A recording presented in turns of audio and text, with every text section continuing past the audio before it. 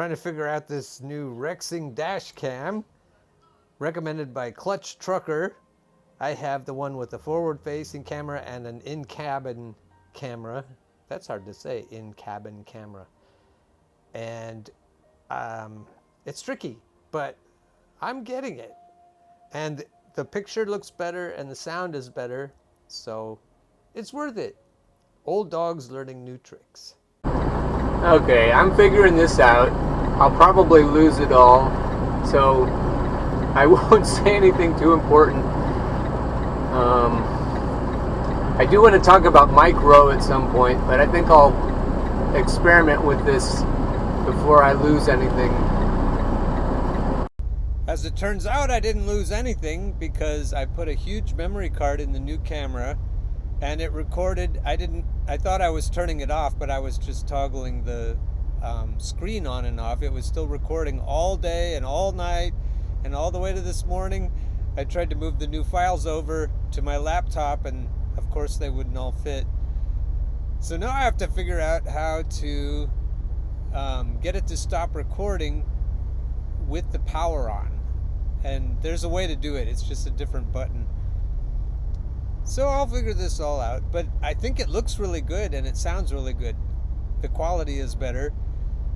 So eventually we'll make the transition over to the new Dashcam. I'm headed to Columbus, Ohio, or near there, Walmart, and then I'm doing a haul for hire that picks up in Columbus and then comes back to Paulsboro, New Jersey.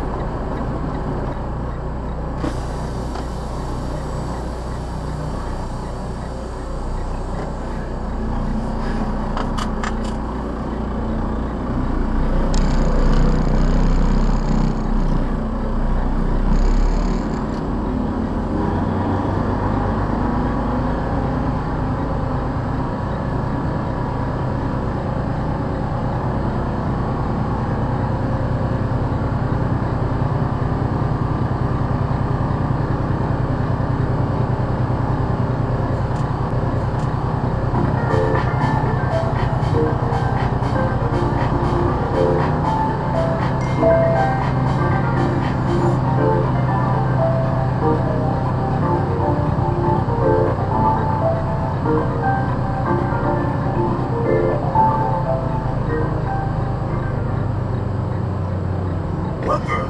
This man is about to make mincemeat of his man parts. Ouch! Ouch! Manscaped's Lawnmower 4.0 was...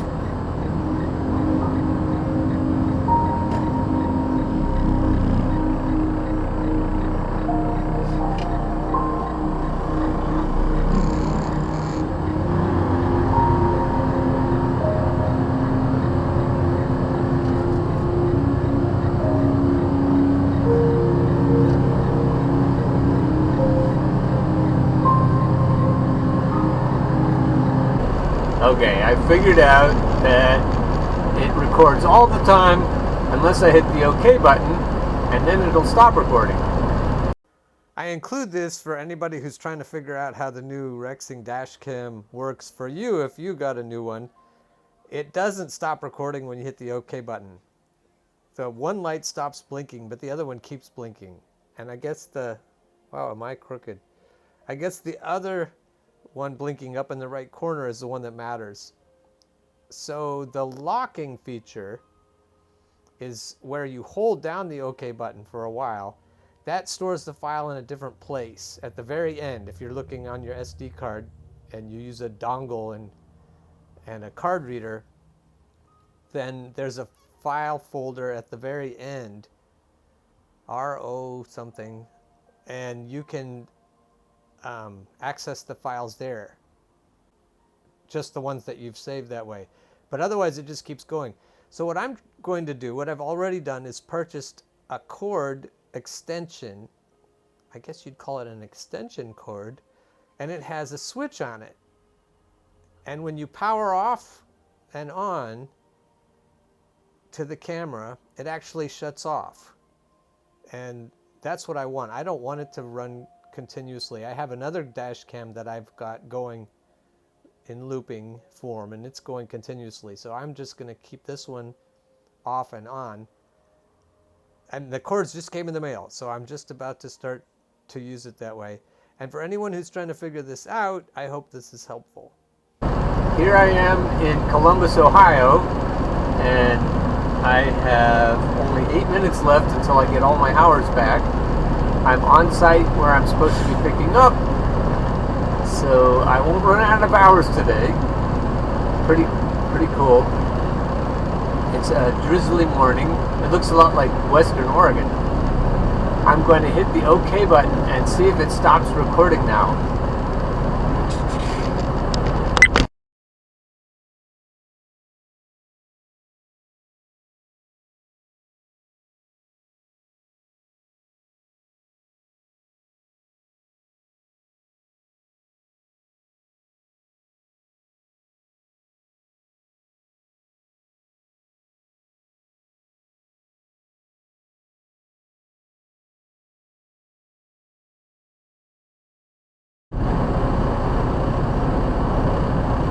So let's make sure the microphone is on. Okay, the microphone is on and it's recording. When I was more anxious about life, very short few weeks ago, when I was trying to do something new that was difficult for me, I would get a panic response. And I think my second ex-wife remembers a time when I was trying to figure out a router, and there was just no way to figure it out because you couldn't do it from home. You had to call in and get help. They had to do something on their end to get it to work. And I'm sure she remembers, and probably my daughter remembers too, my younger daughter, that I just melted down. I just could not deal with that. And it was definitely a response that was outside of what I would consider to be normal. Whether I'm normal or not, because people can obsess about that and be anxious about that, I think we're all nuts in some way. But learning to be crass, learning to be confident, relaxed, assured, strong, and steady, and shifting my emotions into neutral really helps me when I'm trying to learn something new, because always in my life I've been exceedingly anxious if I can't figure something out, no matter what it is, even if it doesn't matter. There isn't such a thing as something that doesn't matter when I'm anxious. Everything matters when I'm anxious. And when I'm crass, nothing matters. And boy, do I prefer it when nothing matters. That is so much better. So figuring out this dash cam, I did it in a calm way. And it makes me feel like I can handle life a lot better. It makes me feel more confident going forward that I won't get stymied. Now I'm going to stop recording, and hopefully I'll be able to find this easily instead of looking at 2 days worth of recordings. The video I was editing from 3 weeks ago when I was in North Carolina is so prescient, is so apropos, what other good college professor words can I think of, to what I'm dealing with today. It's amazing. I know there's a pattern here at shippers and receivers who make everybody wait, but it's good because I saw what I said to myself 3 weeks ago, and now I'm in that same place again, and I can shift from reacting, being reactive, like, oh, you're fucking me over, I'm going to react like this, as opposed to strategic. There are strategies that make me a winner, that put my emotions in the right place, that get the desired result. And I was talking before about teachers who just knee-jerk when a student misbehaves and give them the attention that the misbehaving students want, instead of doing what will actually cause the misbehaving students to change their behavior, which is ignore them completely. and teach the rest of the class to ignore them completely.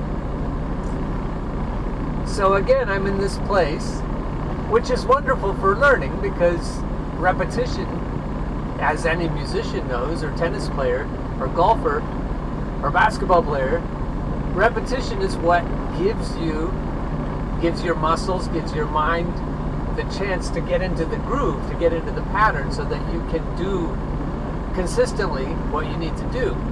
So just knowing it isn't enough. You have to consistently apply it. And I'm figuring out not to get mad and not to aim, if I do strategically show a little bit of wrath, to aim it at the people that, if you can even see those people or even find those people. This guy right here is the shipper. He's the one that's running this place. He's not the one who owns anything. He's owned just like I'm owned. But dealing with him in a strategic way is really good. And he knows how to do it. He was very friendly when I showed up this morning at 6. It's now 11. Oh yeah, we'll get you right in, we'll get you right out. I said, like, an hour? Oh, maybe a little more than that. But he's trying to keep everybody's spirits up, because if the truck drivers say, fuck it, I'm not coming here anymore, then his company won't do well, and he won't do well. There's no point in just banging your little tiny fists on your high chair when things don't go the way you want. You can win, like the little tailor. You can win if you keep yourself in that place, in that strategic place. At the end of the other video, it's actually in 2 parts. So at the end of the first part, I was saying it is a legitimate worry if you're wondering if you're going to become the same kind of asshole as you're dealing with.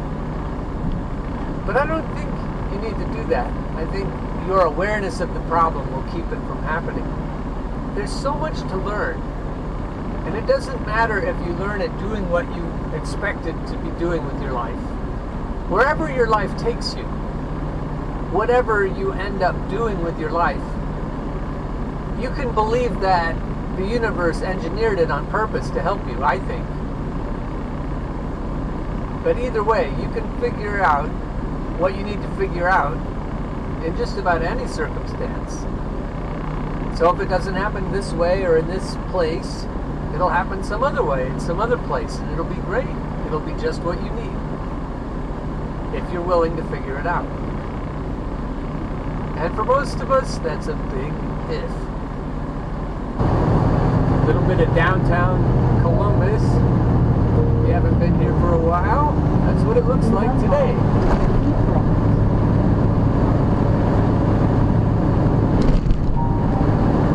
A bustling place, lots of things happening.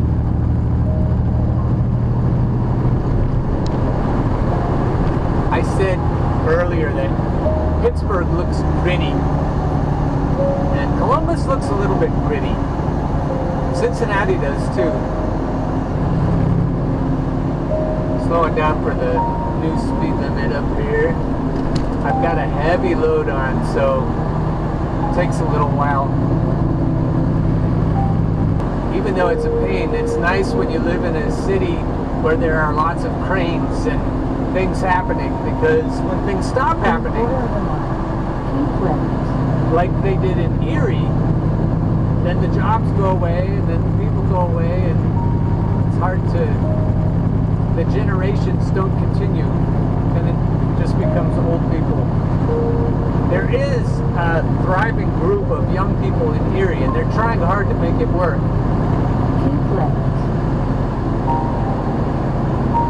But the economy doesn't look the same in Erie as it does in places closer to Philadelphia and Pittsburgh and Columbus, Ohio, and other places where it's either coming back or it never left.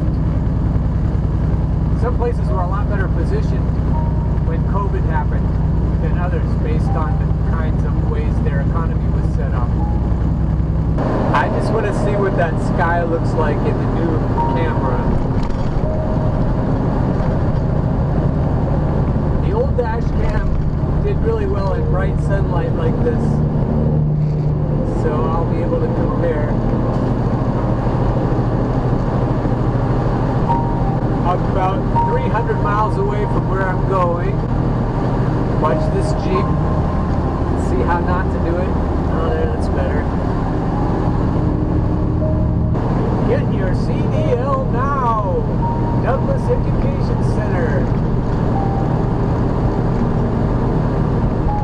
They're making it harder now than it used to be.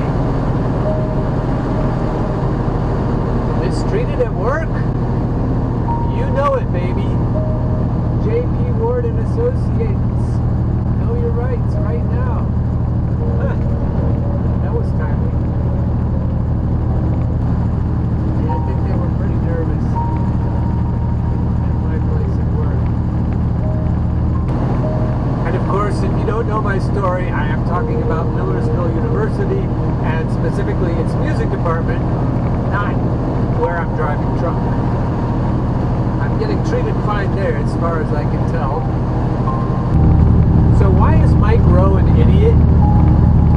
Because he's too fucking smart to know that he shouldn't be saying that taxpayers are going to be picking up the tab for student loan forgiveness. Look, and student loan payments that are not made. You're reading my mind. We've just asked millions and millions and millions of people who have worked really, really hard from the moment they got out of high school, who have built businesses, who create jobs. We're asking those people to write the check for $1.7 trillion in outstanding student loans. The people who worked hard for their money are not going to pay additional taxes to pay for anything at the federal level. Modern monetary theory, Mike. Look it up. Money for federal expenses is spent into existence, like we do with the military. We don't raise taxes to pay for the military. We just spend the money into existence. That's how it works, Mike. So it seems like you're just trying to perpetuate the divide and conquer problem, getting Americans to blame each other for problems. Student loan forgiveness would help the people who don't have student loans because it would help the economy.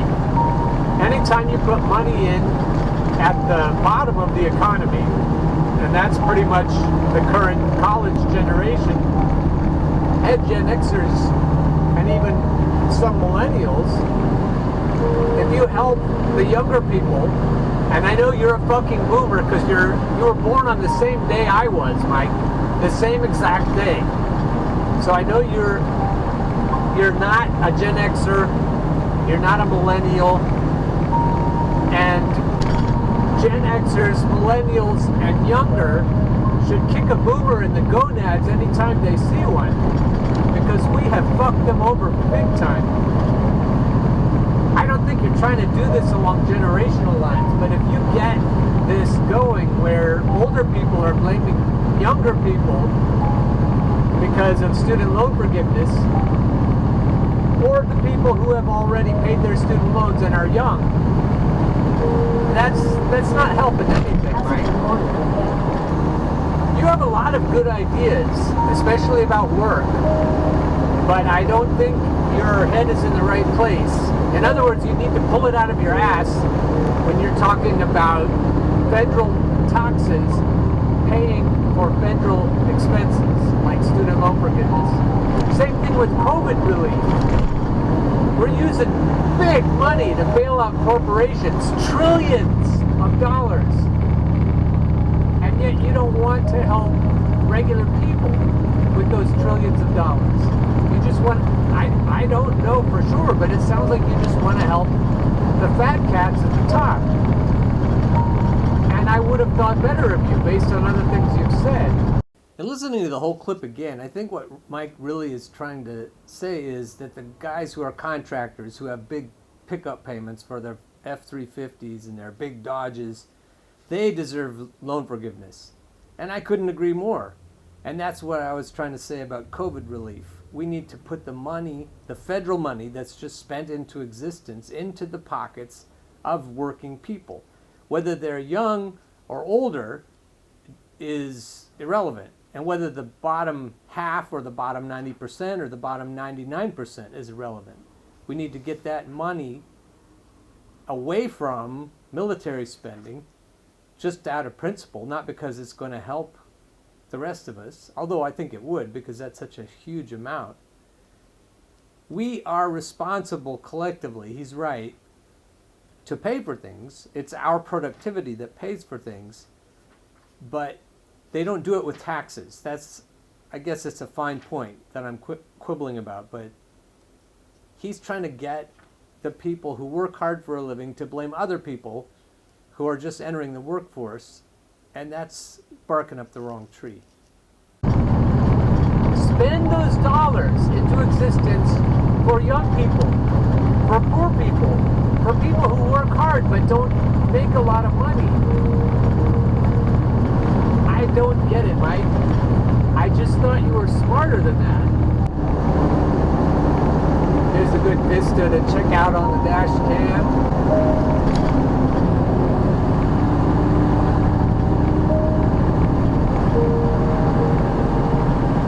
I'm interested in how it looks far away because I noticed the other one looked good, but it was hard to make out any detail at a distance.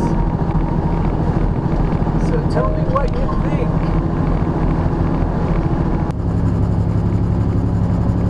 I just stopped at a rest area and it's right before the 7 windmills that I like to show.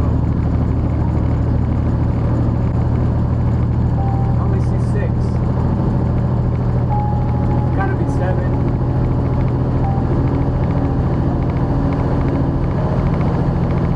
Maybe I'm missing one.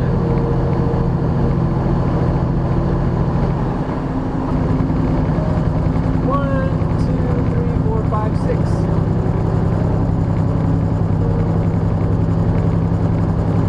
I don't think they took one down since last time.